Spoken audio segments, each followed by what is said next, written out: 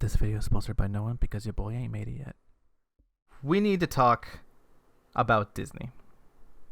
Now, it's no secret that Disney has been having a bit of an identity crisis lately, or at least is going through a midlife existential reevaluation. I'm talking, of course, about its obsession with remaking their animated classics. Last weekend, the live-action adaptation of The Lion King came out in theaters, and it didn't take long for critics to have their way with the film. I had my opinion as well, so let's dive into the film and the pattern it follows, and break down my reasoning for the score. Now, before we begin, I should start by saying I love Disney. I grew up on the classics.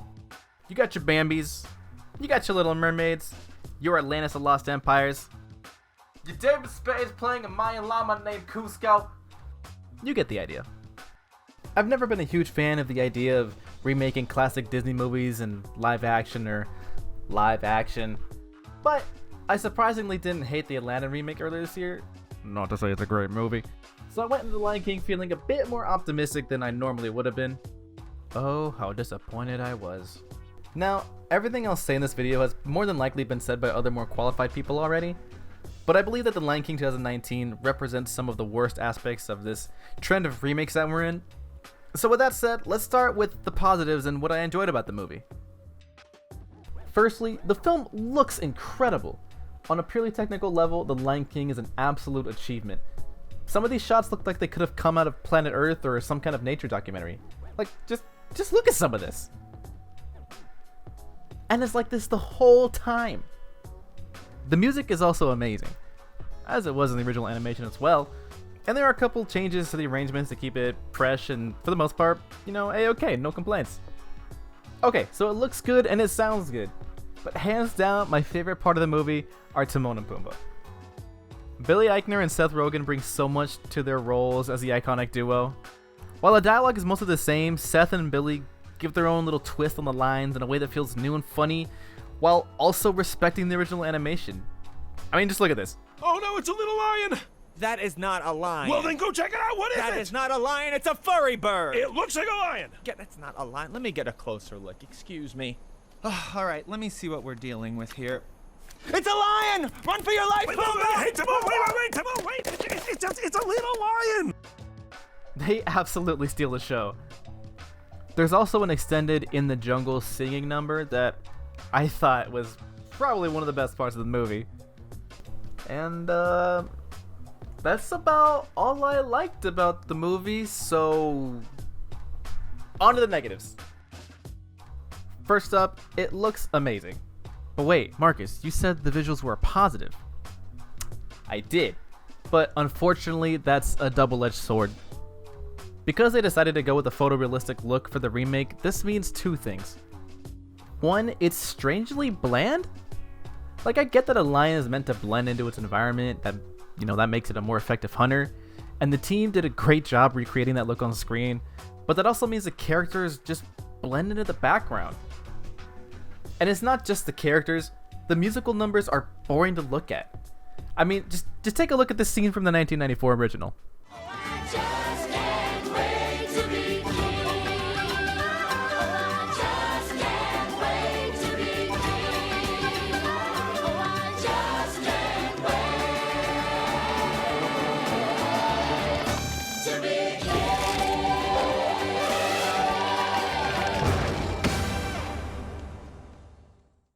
Yeah, nothing in the remake even comes close to that amount of color or personality or just excitement.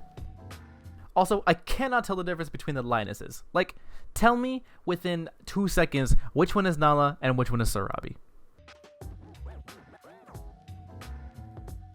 2, the characters don't emote. And that's probably the biggest problem I have here with this movie. Because you take The Lion King, right? An animated classic full of color and expression, and you filter it through this realism, and it becomes a deadpan snorefest. Like, why should I care about what's happening on screen when clearly the characters themselves don't? And the best example of this I can find is Mufasa's death. If you're watching this, I'm going to assume that you've already seen the original, so I'm not going to be worried about spoiling anything. So let's go ahead and compare the 1994 and 2019 versions. Scar! brother! Help me!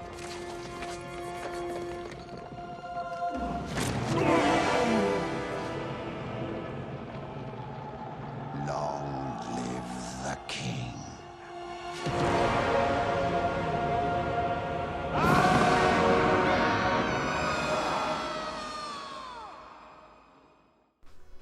In one, you can feel the fear in Mufasa's eyes as his own brother murders him in real time.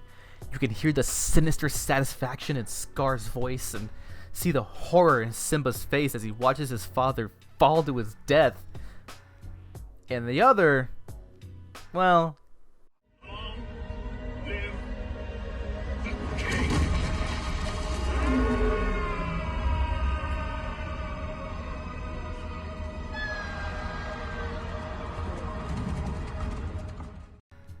not so much. Overall, the movie just feels like a soulless cash grab. Too much of what made the original special is stripped away in favor of this photorealism, and what was added to Timon and Pumbaa doesn't make up for it.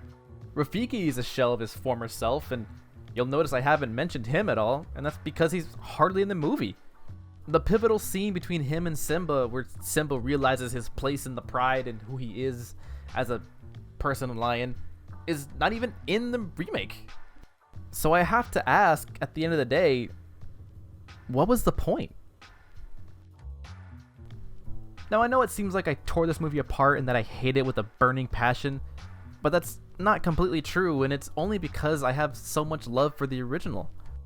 It was one of my favorite movies growing up, and while I was fearful of what the remake would do, I only hoped for the best, and unfortunately I was completely disappointed. So what does this mean for the future? Well, Disney has already announced plans for a Mulan and Little Mermaid remake, as well as a Jungle Book sequel, so it appears they have no plans of stopping the live-action remakes anytime soon. So we as an audience need to vote with our wallets and not see the films in theaters, or at all if need be.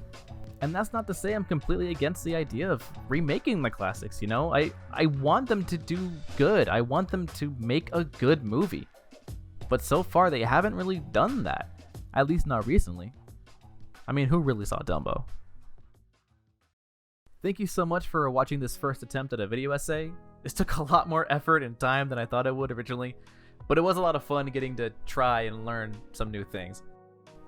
I'd appreciate you giving the video a like and a share, as it helps the channel out, and I got some things in the works to be released later on this year.